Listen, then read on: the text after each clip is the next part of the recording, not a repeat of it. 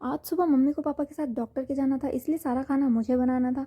तो बस जो मुझे अच्छे से आता था मैंने वही बनाना शुरू कर दिया। एक तरफ दाल चढ़ाई और दूसरी तरफ चावलों को धो लिया।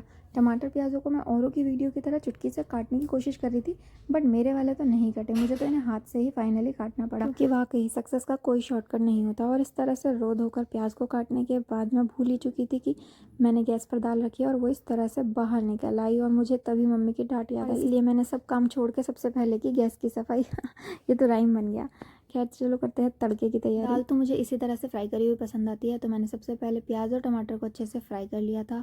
उसके बाद मैंने उसके अंदर अपनी दाल डाल दी थी। दाल पहले देखो कितनी ज़्यादा बेरंग वाली लग रही है, लेकिन वो उसमें पड़ के अच्छी हो जाएगी और खाने में भी ये उतनी ही अच्छी लग रही थी।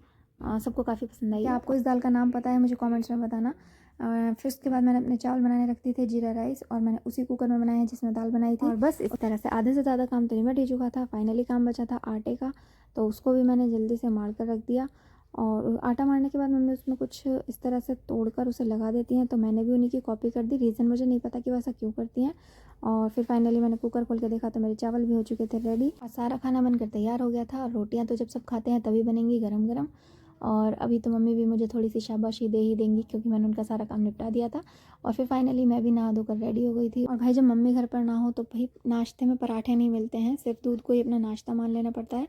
और अपने ब्रेकफास्ट को करके मैं हो गई थी आगे के कामों के लिए रेडी। और सच में इस कॉर्नर को देख के मेरा मन करता है टाइपिंग की तैयारी करने का, बट अब तो उसका कोई फ़ायदा नहीं है। तो और आज कोई घर पर भी नहीं था, तो मुझे पता था कि आज की पढ़ाई मुझे घर पर ही करनी है। तो मैंने अपने उस टेबल को थोड़ा क्लीन करने की कोशिश की और सारे सामानों को वापस से समेट कर रख दिया था।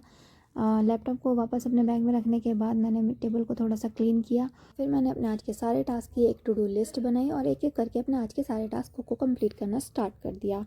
और कुछ इस तरह रहा मेरा आज का दिन। वीडियो पसंद आई हो तो लाइक कर देना। मिलते हैं नेक्स्ट वीडियो में, तब तक के लिए बाय बाय।